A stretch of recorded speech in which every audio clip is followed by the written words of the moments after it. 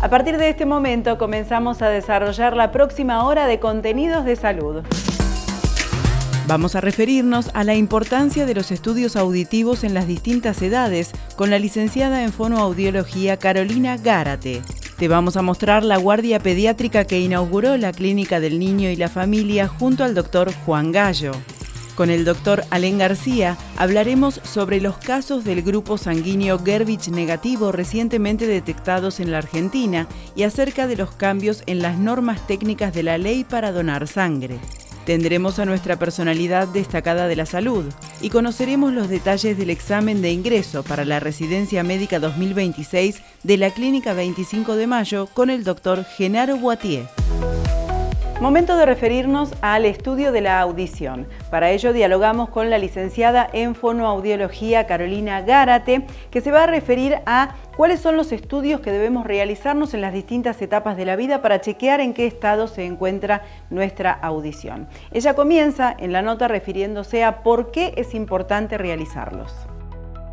Es muy importante poder realizar estudios auditivos a lo largo de toda la vida, como vos dijiste, porque en cada etapa es necesario saber que la audición juega un papel preponderante en todo lo que es la adquisición del lenguaje, la adquisición de conocimientos un poco más adelante, cuando los chicos ya empiezan en el colegio, y en la adultez la posibilidad de la comunicación.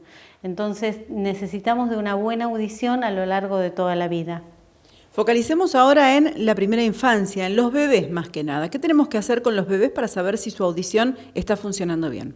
Bueno, en bebés hay una ley desde el año 2001 que avala la evaluación, también el diagnóstico, el tratamiento eventual, si fuera necesario, de la audición de todos los bebés recién nacidos, tengan o no tengan factores de riesgo. Porque existen lo que se denominan factores de riesgo auditivo, que hay unos cuantos que por ahí no sirve entrar en detalle de cada uno, pero hay unos cuantos factores de riesgo que, aún no teniéndolos, todos los bebés deben ser evaluados en el momento del nacimiento.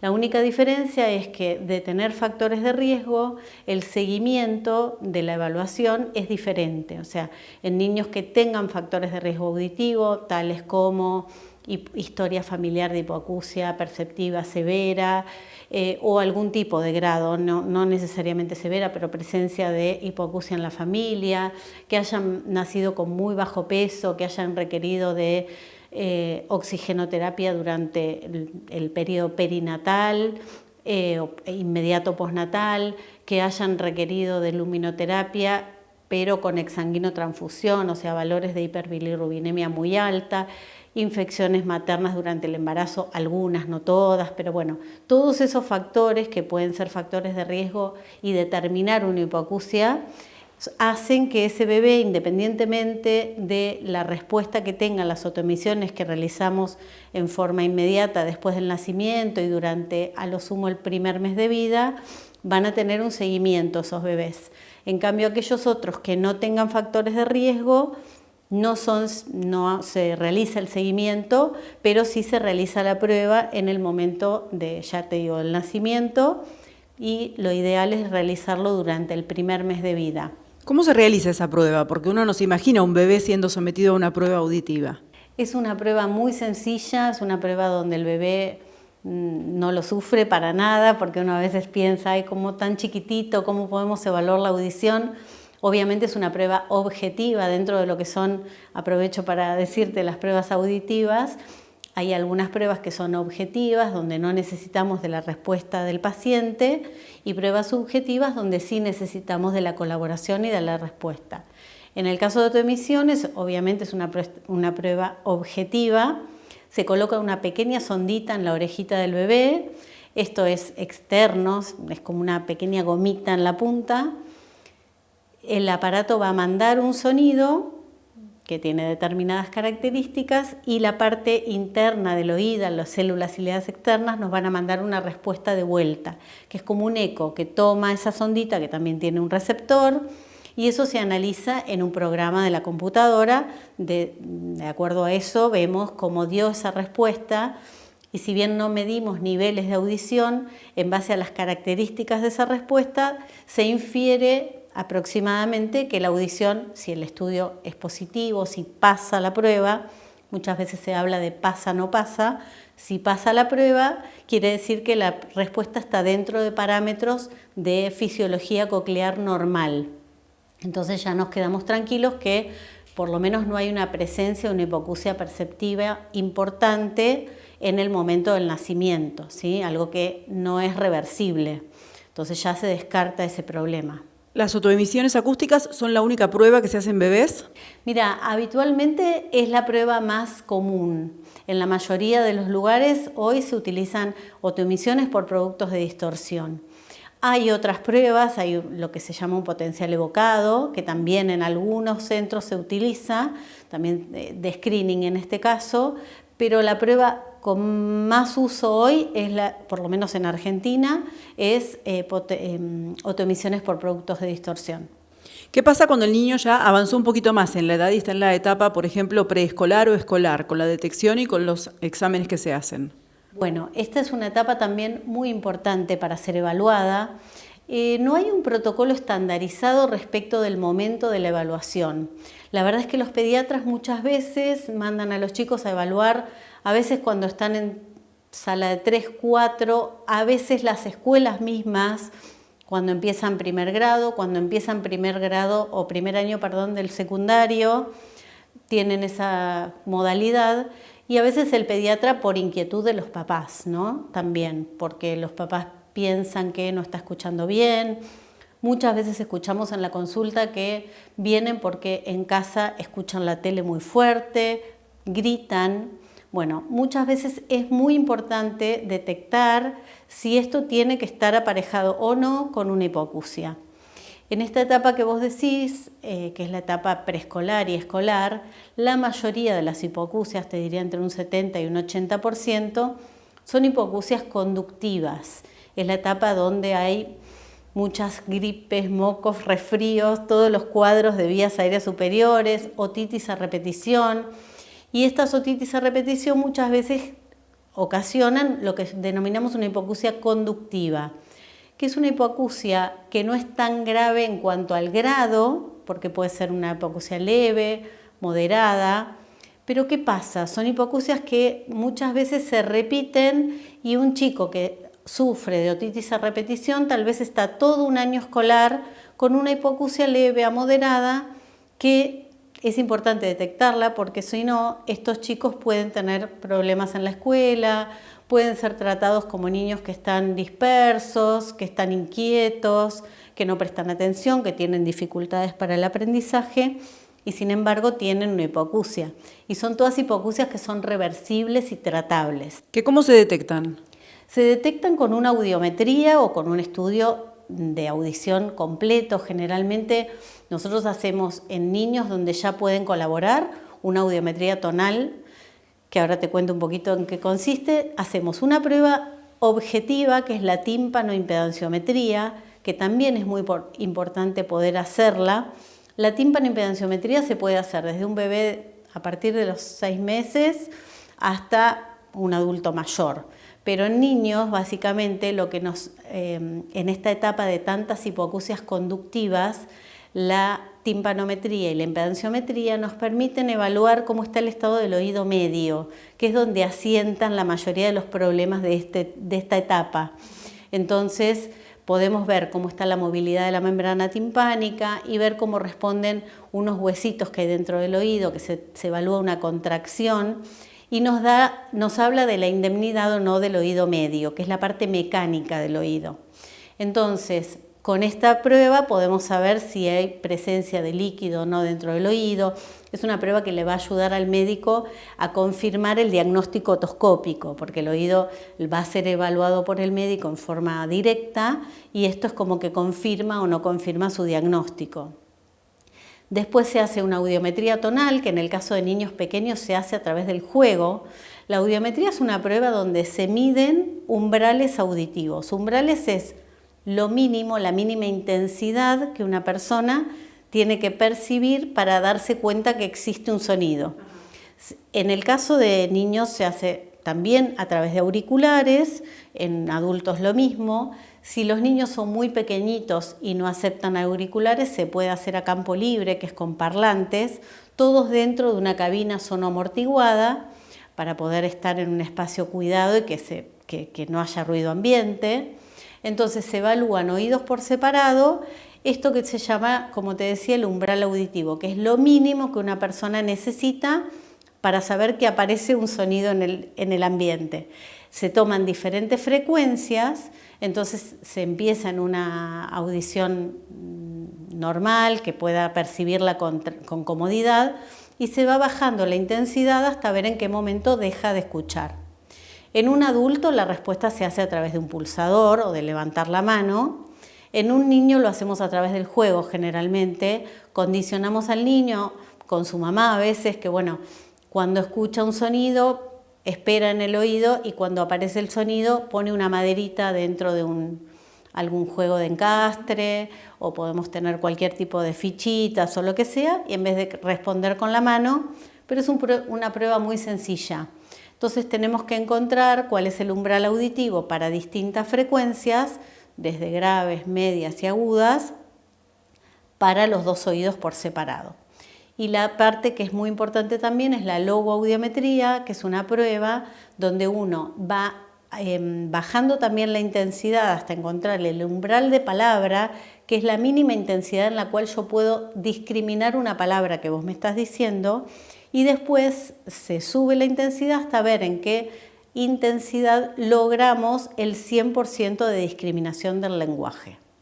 Esto es muy importante tanto en niños como en adultos, porque muchas veces en adultos lo que importa es saber qué dificultad le va a ocasionar la audición o la pérdida de audición, mejor dicho, en su vida cotidiana, porque los seres humanos fundamentalmente usamos el lenguaje para comunicarnos, la audición para poder hablar y comunicarnos y contestarle al otro, con lo cual el poder escuchar también hace que no solamente escuchemos ruidos ambientes, sino la comunicación. Entonces, por eso es muy importante también la evaluación de la logoaudiometría, que es la discriminación de palabras. ¿La logoaudiometría y la audiometría son las que se utilizan ya en tercera edad o hay otro más? No, en realidad nosotros audiometría y logoaudiometría hacemos a partir de que podemos. O sea, una vez que el paciente ya puede colaborar, y muchas veces nos pasa con niños pequeñitos, 2 años, 3 años, que como te decía, a través del juego lo podemos hacer. Lo de la logoaudiometría, si son muy chiquititos y tal vez no tienen tanto lenguaje, buscamos un par de palabras que la mamá nos dice que conoce, palabras simples, y hacemos repetir palabras. Ahí por ahí nos sacamos porcentajes, si no podemos, porque en realidad los porcentajes se basan en unas listas de palabras fonéticamente balanceadas que se usan, que tienen una determinada cantidad, y en base a eso se saca el porcentaje. Cuando no podemos hacerlo de manera tan formal, lo hacemos por lo menos sabiendo dónde está el umbral de audición, el umbral de palabra, sabiendo si puede discriminar cuántas palabras, pero bueno, lo hacemos igual. Esta nota continuará en instantes, así que te invitamos a que te quedes con nosotros porque también compartiremos información que tiene que ver con la nueva guardia pediátrica exclusiva de la Clínica del Niño y la Familia. Equilibrar, Centro de Otorrinolaringología, Vértigo y Mareos. Único centro de la ciudad con área especializada en otorrinolaringología infantil. Estudios auditivos y vestibulares de alta complejidad. Arenales 2901. Turnos por WhatsApp 223-448-2002. Turnos online equilibrar.com.ar. En 1965 se creó la Fundación Médica de Mar del Plata, basada en un modelo de salud sostenido en el compromiso social, la excelencia médica y la innovación. Con esos principios nació el Hospital Privado de Comunidad, un referente de la salud de alta complejidad en todo el país. Hoy, 60 años después, la Fundación Médica de Mar del Plata continúa firme en su misión para ofrecer el mejor servicio de salud. Fundación Médica de Mar del Plata. 60 años, creando futuro todos los días. Instituto Radiológico Zona Norte. Inauguramos una nueva sede en Constitución 6779 para brindarte una mejor atención.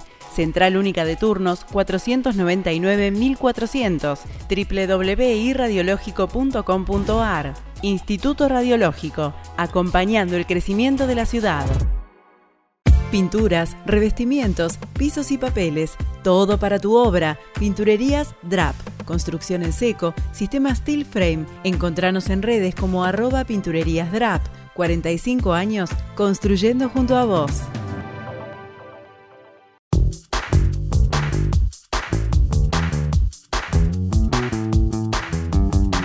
Vinimos hasta la Clínica del Niño y la Familia porque están inaugurando nueva guardia pediátrica.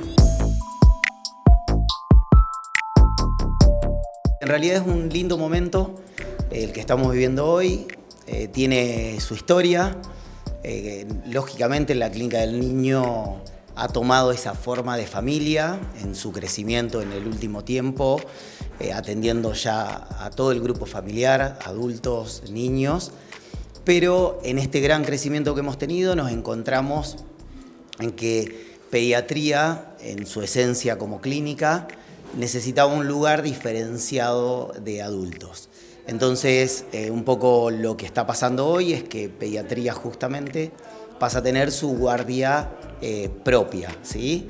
Va a haber una guardia de adultos con demanda espontánea y guardia de urgencias, una guardia de ginecología integrada con la de adultos y a su vez este espacio nuevo que es el espacio de la guardia pediátrica que nos pone muy contentos a todos, que nos da esa individualidad tal vez entre el niño y el adulto que nos parecía apropiado para el momento y el gran crecimiento, como digo, en adultos que tuvo la clínica.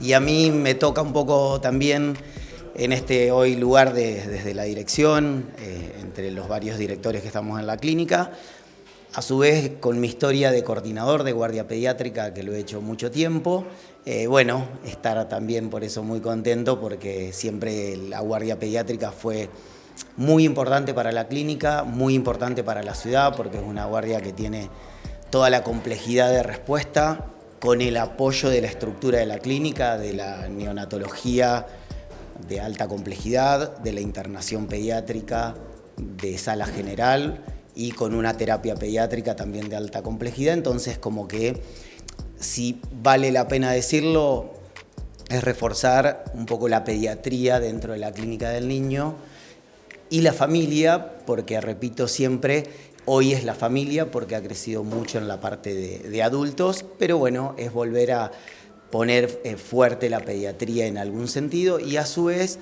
también, que no es nada menor, con una residencia de pediatría también que estamos convocando este año a la apertura, así que nada, nos pone realmente muy contentos. Lo polivalente de la clínica lleva un trabajo de un tiempo de los últimos 5 años muy intenso, pospandemia podríamos decir, en donde la clínica tuvo que reinventarse en sí mismo, acompañar la demanda de salud a nivel ciudad en lo que se puede en un sentido del acompañamiento de las camas. Así que sí, es continuamente crecimiento, equipos, gente comprometida, hay un montón de gente que trabaja día a día para que la clínica esté cada vez mejor. Nosotros apostamos a calidad. Apostar a calidad lleva su trabajo, lleva su proceso, pero bueno, el rumbo es ese y nos pone contentos nuevamente, como decía, porque nos identifica, nos pone nuevamente con este lugar y este espacio lindo para todos los chicos de la ciudad, que ojalá que no lo necesiten en un sentido, porque hablamos de que si alguien viene a la guardia viene con un problema de salud, pero si alguien necesita una resolución médica en pediatría, queremos ser el mejor lugar donde siempre venimos trabajando en eso y esto suma para eso. Ten en cuenta que la nueva guardia pediátrica exclusiva de la Clínica del Niño y la Familia tiene ingreso por San Luis 2143 de 8 a 0 y fuera de ese horario la entrada es por Avenida Colón 2737. Y aprovecho tu atención para recordarte que nos podés seguir en Instagram. Allí somos @hablemosdesalud.tv.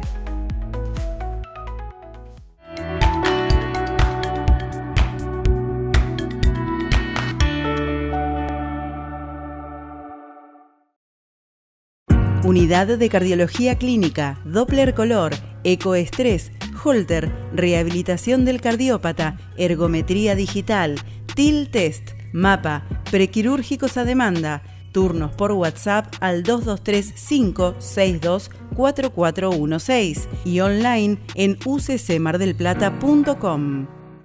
CRENED, Centro de Rehabilitación Neurodigestiva del Dr. Oscar Gadea, Neurogastroenterología, Diagnóstico y Tratamiento Interdisciplinario de los Trastornos Funcionales Digestivos. La Rioja 2384, segundo A, 223-601-9442.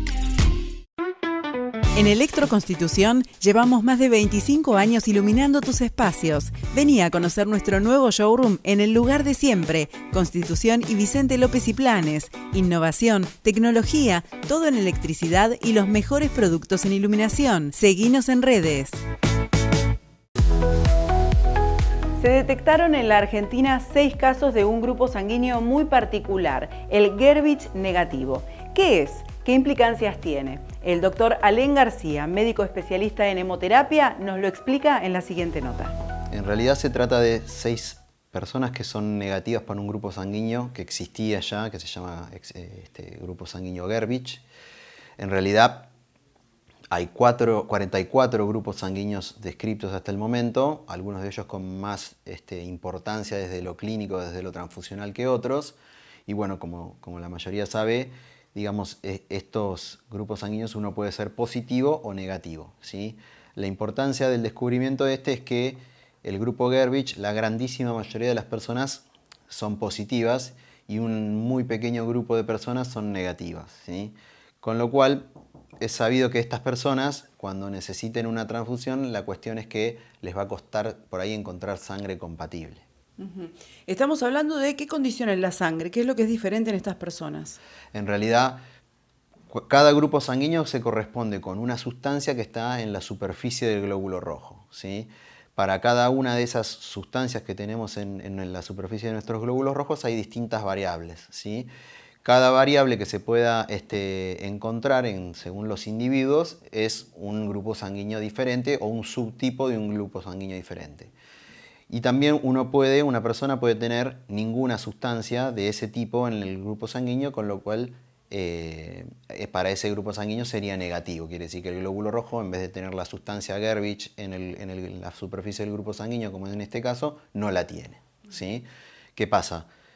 En los actos transfusionales uno transfunde los glóbulos rojos con todo lo que los glóbulos rojos tienen en su superficie. Y si una persona no tiene el mismo grupo sanguíneo, puede producir defensas o atacar la sangre que se le transfunde. Esas son reacciones hemolíticas transfusionales, se llaman, que son raras, salvo para el grupo ABO, que es el grupo que se hace de rutina, y para el RH, que son los dos grupos que se usan de forma rutinaria, pero de todos modos en todas las pruebas pretransfusionales se hacen algunos análisis para detectar algunos anticuerpos contra grupos sanguíneos más raros que pueden determinar una búsqueda mayor para encontrar sangre compatible.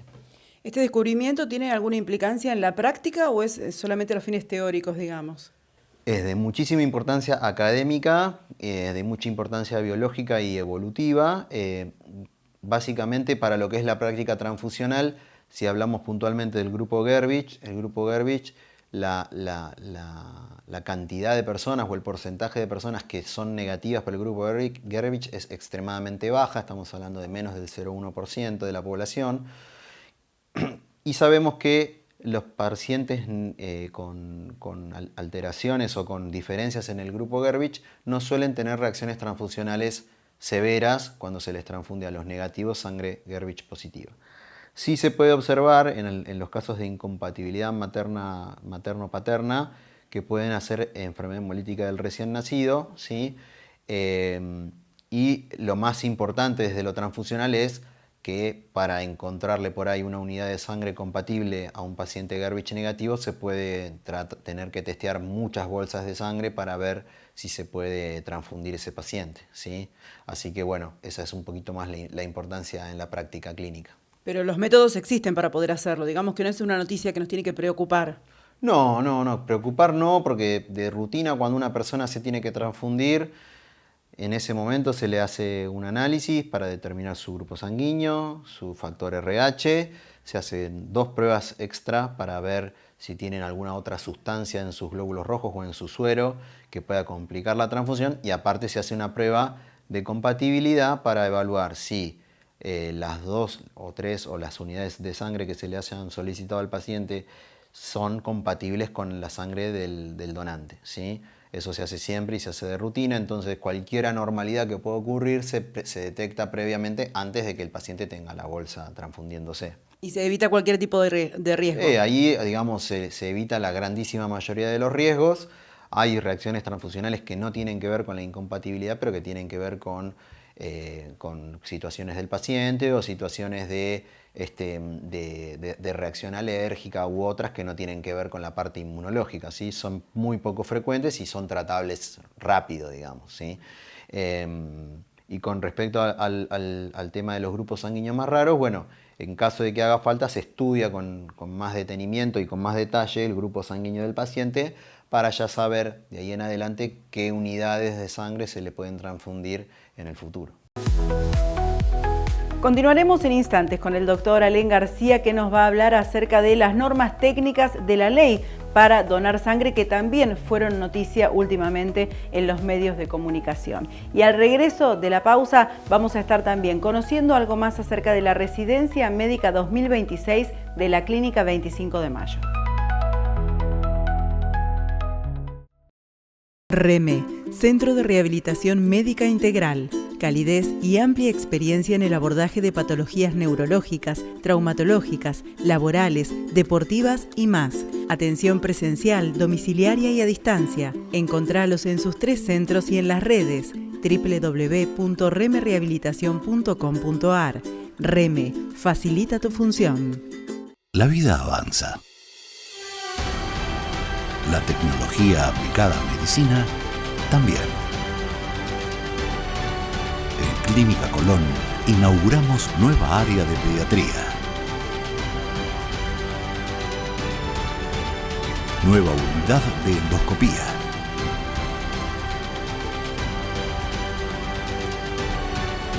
Cirugía robótica.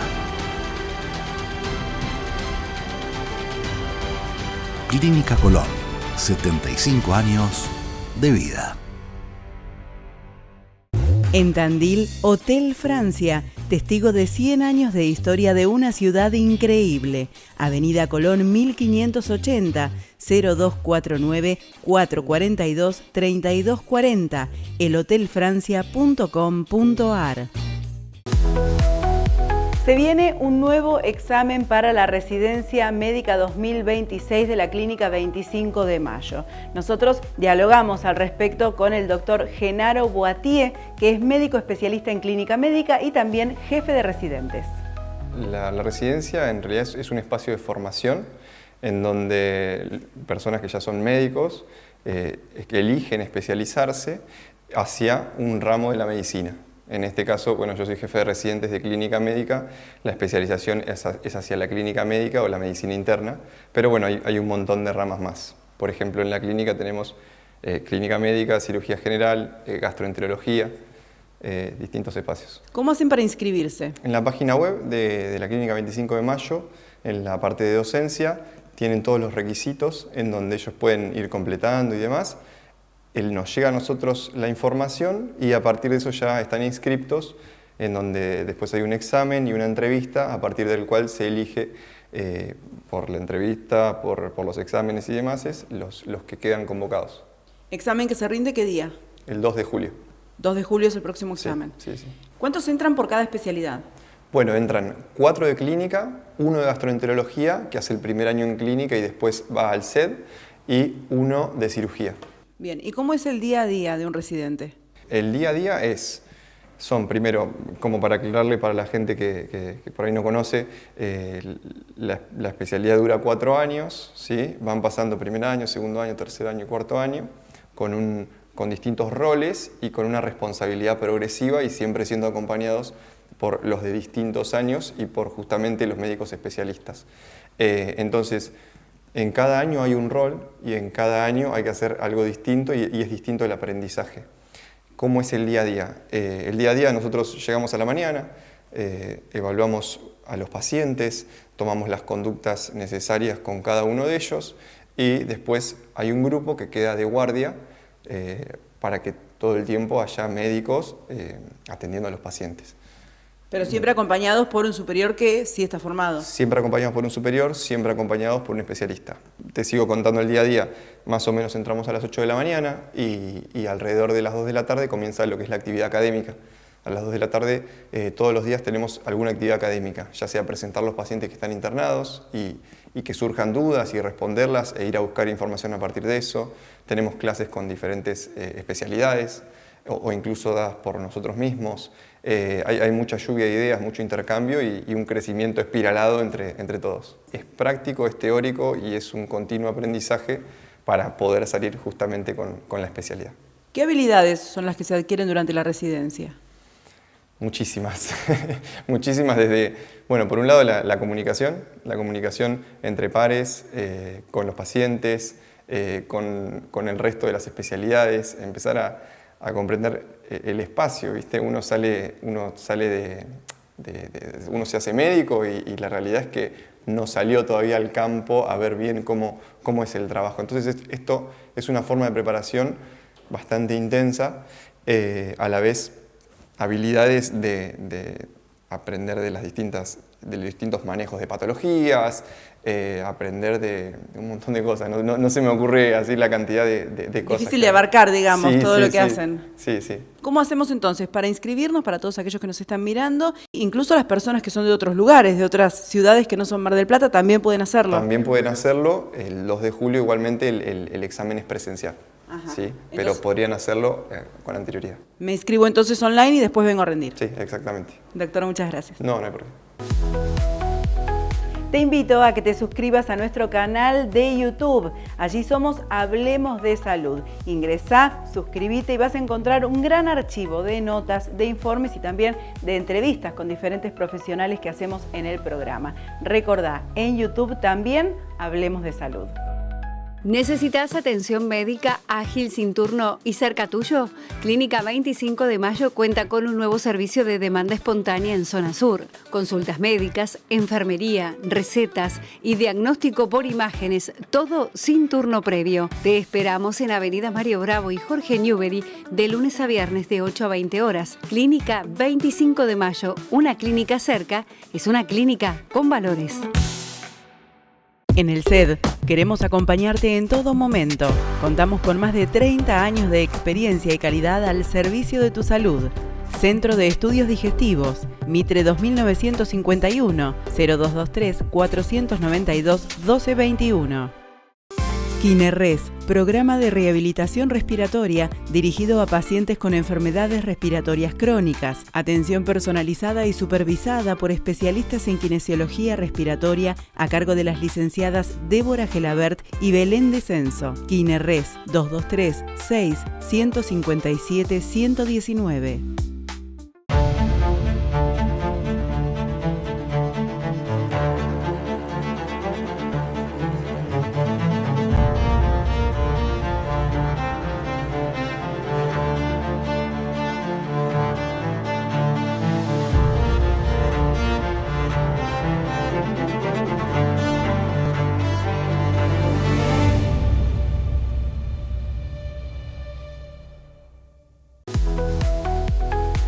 Te presentamos a nuestra personalidad destacada de la salud de esta semana. Paul Ehrlich, nacido el 14 de marzo de 1854 en Strehlen, antigua provincia del Reino Alemán de Prusia, fue médico, serólogo e inmunólogo.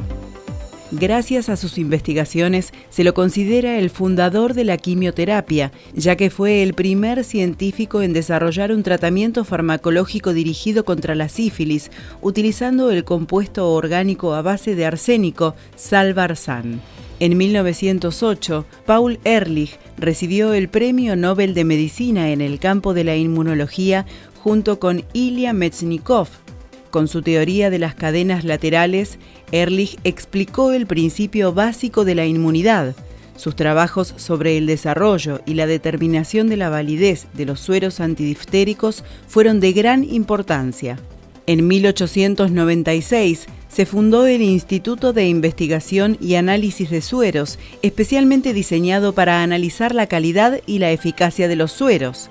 Este instituto fue el predecesor del actual Instituto Paul Ehrlich.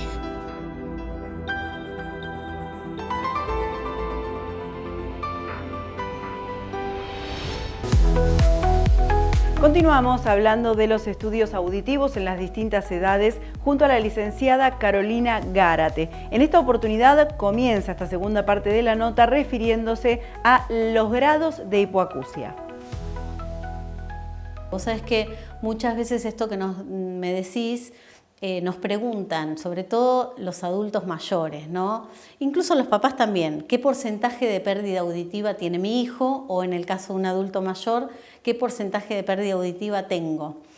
Y nosotros tratamos de responderle que a veces el porcentaje de pérdida no nos dice nada.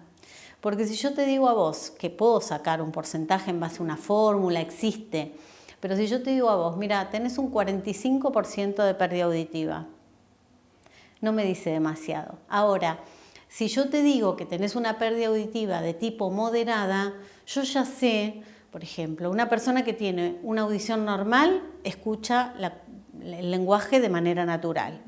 Si ya tiene una pérdida leve, que consideramos una pérdida leve entre 20 y 40 decibeles de pérdida auditiva, no de porcentaje, yo ya sé que es una persona que en un ámbito silencioso no va a tener problema, pero en un ámbito ruidoso, en una reunión familiar, en un restaurante, va a escuchar algunas cosas con dificultad o va a confundir una palabra por otra. Por ejemplo, 60 y 70.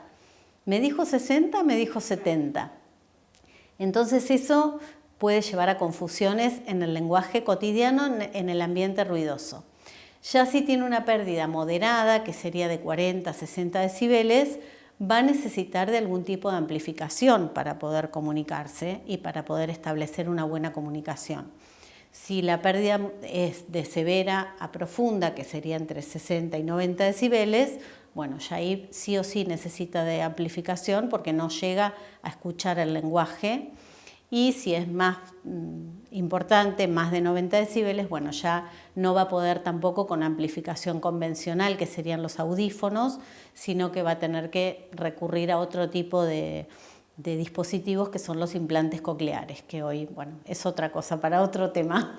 Estuvimos hablando durante toda la nota acerca de diferentes tipos de estudios que sirven para detectar problemáticas en la audición. ¿Por qué es importante que esa detección de problemáticas sea temprana, sea en el momento justo, adecuado? Bien, perfecto. Es muy importante a cada etapa poder detectar a tiempo, diagnosticar a tiempo para poder tratar a tiempo también. ¿Por qué? Porque las consecuencias a largo plazo son muy importantes y cuanto antes podamos trabajar sobre eso, muchas menores son las consecuencias. En el caso de los bebés, que hablamos de las otoemisiones acústicas, lo ideal es que durante los 3 primeros meses de vida ese bebé esté evaluado, que esté diagnosticado antes de los 6, 7 y que esté tratado o saber qué es lo que vamos a hacer con él alrededor del año de vida. De hecho, por ejemplo, los implantes cocleares en Argentina están aprobados a partir de los 12 meses, ¿no? No antes, salvo algunas cuestiones, pero a partir de los 12 meses. Entonces, si nosotros pudiéramos, es una situación ideal, pero que esto se cumpliera en estos plazos, las consecuencias que puede tener la falta de audición en un bebé que es diagnosticado a tiempo, tomando las precauciones, teniendo el diagnóstico y haciendo el tratamiento adecuado con el dispositivo de ayuda auditiva que tenga que tener y el tratamiento de estimulación auditiva que vaya a recibir, las consecuencias en la adquisición y el desarrollo de ese lenguaje van a ser muy poco diferentes a que si hubiese nacido con audición normal. Hay un periodo que después se corrige la edad auditiva con la edad cronológica, pero si los plazos estos que yo te digo se cumplieran, es como la situación ideal. Muchas veces no pasa esto, están un poco corridos en el tiempo, pero cuanto antes podamos detectar a un bebé o a un niño muy pequeñito, si tiene una hipoacusia perceptiva importante, irreversible, poder darle a ese niño lo que necesita para poder acceder a los sonidos del lenguaje que le van a permitir, porque los sonidos del lenguaje son la materia prima que él necesita para la construcción de su lenguaje, de su pensamiento, de los conocimientos que va a aprender después. Entonces, si podemos hacerlo durante los primeros años de vida, durante los 2-3 primeros años es lo que se llama donde el cerebro tiene mayor plasticidad neuronal. Es un periodo crítico. Si podemos aprovechar esto, bueno, las consecuencias van a ser mucho menores. Si los tiempos se corren, ya no podemos esperar lo mismo.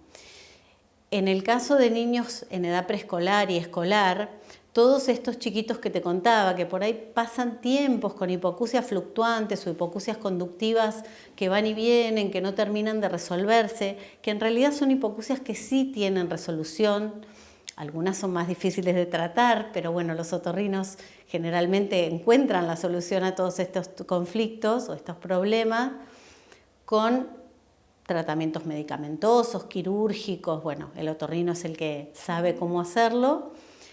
Estos chicos tienen menos chances, si son tratados correctamente y a tiempo y diagnosticados, porque si no hacemos la evaluación no sabemos dónde está su audición, de que no tengan problemas en la escuela, de que sus aprendizajes se den en tiempo y en forma, de que no sean caratulados de dispersos o chicos que tengan dificultades en el aprendizaje, cuando en realidad tal vez no tienen en el aprendizaje, sino que no les está llegando bien la información. Y además, por ejemplo, si no sabemos cómo escucha, tal vez es un niño que necesita sentarse más adelante, pero si no lo sabemos, por ahí perdemos esta posibilidad de darle más herramientas. Y en el adulto mayor, muchas veces escuchamos esto de, bueno, pero ya más adelante el audífono capaz que todavía no lo necesito. Y bueno, vos sabés que últimamente hay muchísimos trabajos de investigación, se están haciendo un montón de estadísticas inclusive, en las asociaciones que hay entre hipoacusia y deterioro cognitivo, y demencia, y depresión. Porque ¿qué pasa? Muchas veces el adulto mayor que ya tiene una hipoacusia moderada y que puede estar mucho mejor con un audífono, dice que es mejor esperar. Entonces, bueno, esperamos. Primero que si esperamos, la posibilidad de adaptarse a una prótesis auditiva no es lo mismo a los 60 que a los 70 que a los 80.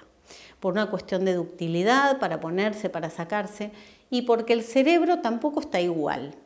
Entonces, no va a ser lo mismo la adaptación a una prótesis, a la percepción del lenguaje a través de esa prótesis, en edades más adelante, digamos. Hay que tratar de hacerlo lo más tempranamente posible para que sea mucho más efectivo el rédito que le podamos dar al audífono, el beneficio que puedan encontrar con el uso del audífono. Entonces, y no tampoco dar la posibilidad de que se asocien con estas otras cosas, porque el aislamiento que produce la hipoacusia, porque dejan de participar de una reunión, porque prefieren el 1 a 1 siempre, porque claro, en una reunión es más complicado, entonces empiezan a aislar, y el hecho de aislarse hace que también el cerebro trabaje menos y puedan asociarse a estas otras patologías. ¿Todavía no sos parte de nuestra comunidad en Facebook? Te invito a que te sumes ahora. Busca el celu, agárralo, ingresá en Face y búscanos como Hablemos de Salud. Empezá a seguirnos, danos un me gusta y si hay algún tema que te interesa, podés compartirlo para que también llegue a todos tus contactos. Cirugía de nariz, orejas, aumento y reducción mamarios, liftings, cirugía de párpados, abdomen, Centro Integral de Cirugía Plástica Colón. WhatsApp 223-556-9988. En Instagram, Cirugía Plástica Clínica Colón. Dr. Simón Mina, diagnóstico y tratamiento del origen de la enfermedad, tratamiento psicobiológico, consultas online y presenciales, 223-635-5032, en Capital 011-430-79-609. Palomo Refrigeración, más de 60 años en instalaciones comerciales y refrigeración, servicio y asesoramiento personalizado. Palomo Refrigeración, Avenida Jacinto Peralta Ramos 326, WhatsApp 223-305-2430. Genoso. En 12 de octubre y Sabio, Genoso Sanitarios tiene todo en gas y ferretería con el asesoramiento adecuado. Genoso Sanitarios, 12 de octubre 5602.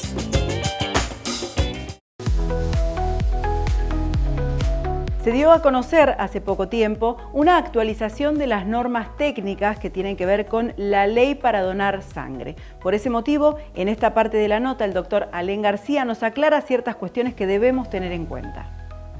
Hablamos ahora de los donantes de sangre, de todo lo que tiene que ver con la donación de sangre, y se dio a conocer en los últimos días también que hubo supuestamente una modificación en la legislación. ¿Esto es así, no es así? ¿Qué es lo que cambió? Sí, se modificaron las normas técnicas, ¿sí? de hemoterapia, las anteriores eran del año 2013, se actualizaron, hubo comités que trabajaron en el Instituto de Hemoterapia en La Plata a nivel provincial y después también a nivel nacional hicieron una renovación de las normas técnicas que les venía bien una refrescada. Por ahí el tema más relevante o el tema que más salió a luz es el tema de la donación voluntaria. Sí, el hecho o la noticia es que no se pueden exigir donantes de sangre en X cantidad para X cirugía. Así que un poco eso fue lo más resonante.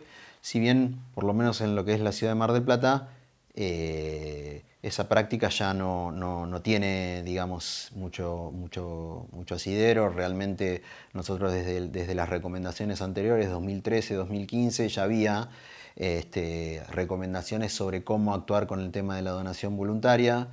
Es verdad que el hospital, el ámbito hospitalario, el ámbito de los sanatorios es un buen lugar para concientizar, sobre todo a aquellos que se ven directa o indirectamente beneficiados de las transfusiones, porque es un lugar donde esto toma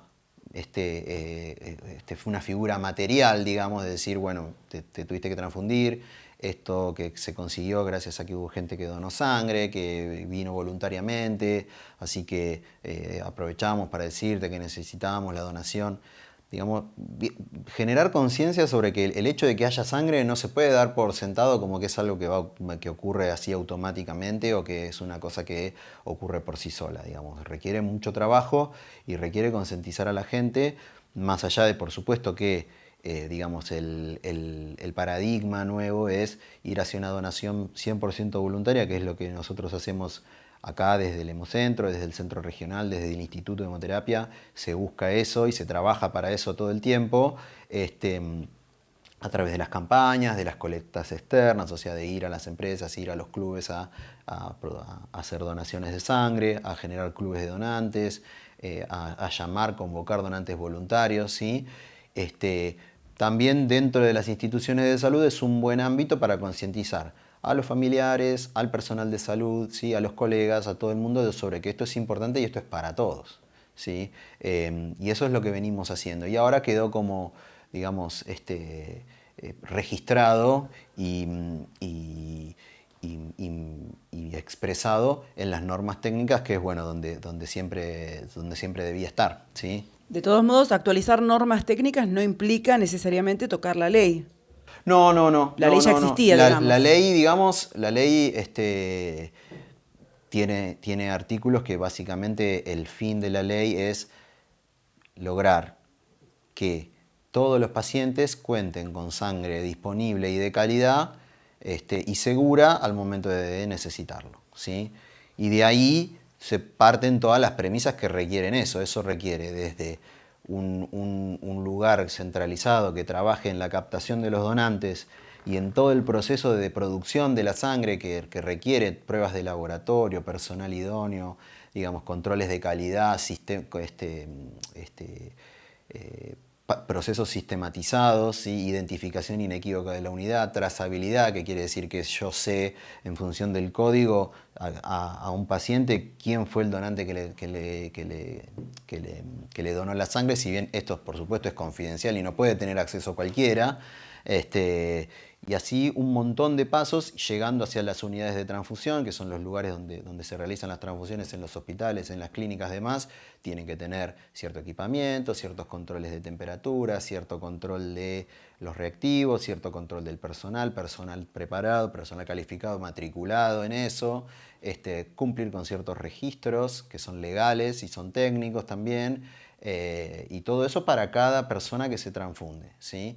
Todos esos pasos son los que garantizan que el paciente que se transfunde con sangre de calidad, segura, y que va a cumplir el objetivo para el cual se solicitó la transfusión. Todo eso está detallado en una serie de normas técnicas que son muy detalladas, son muy completas y son material de consulta permanente, y eso es lo que se actualizó ahora, y es algo que la verdad que veníamos necesitando y que estuvo muy, muy bien para mí. Recordémosle a la gente que nos está viendo entonces y que dice, bueno, me interesa, quiero convertirme en donante voluntario, ¿a dónde puede venir? ¿Cómo los encuentra como para poder contactarse? Bueno, siempre los vamos a invitar acá a Mitre 3333, a la Fundación Médica Hemocentro.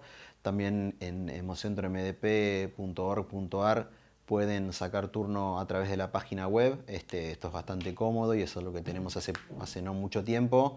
Y al 495-3560 por cualquier duda. También tenemos mail a través de la página, pueden consultar lo que necesiten. También estamos en las redes, Hemocentro MDP en el Instagram, síganos que ahí ponemos todas las novedades.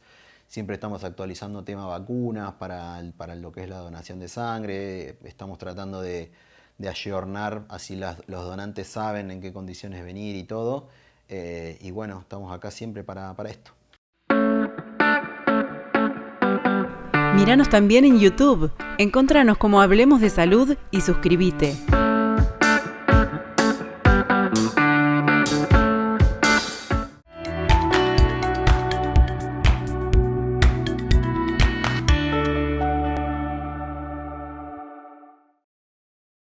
Licenciado en Psicología Leonardo Pontoriero. Trastornos de la personalidad, problemáticas de pareja. Para consultas y turnos, comunicate al WhatsApp 223-536-7243. Licenciado Leonardo Pontoriero.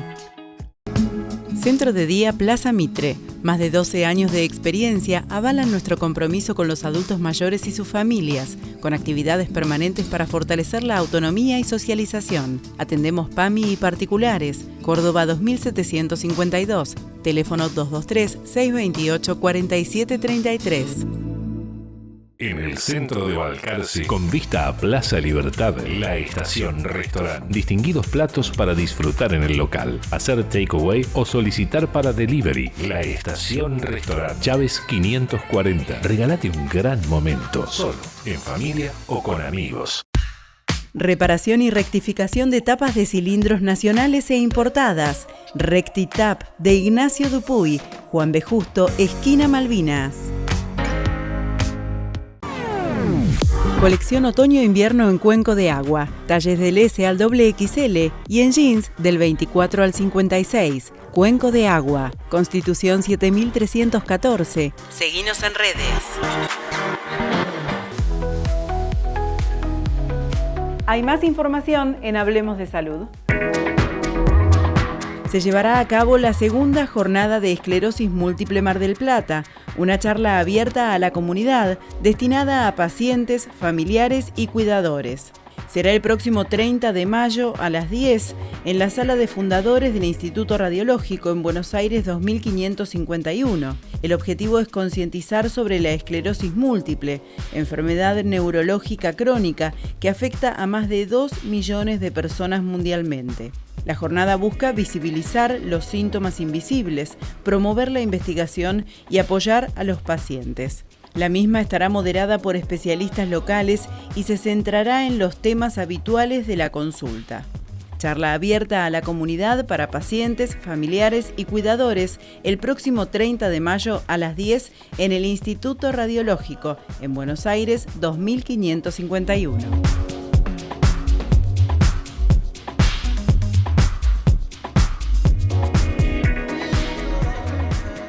Hasta acá llegamos, pero recuerden que la próxima semana nos vamos a volver a encontrar para tratar nuevos temas de salud. Aquí estaremos esperándolos.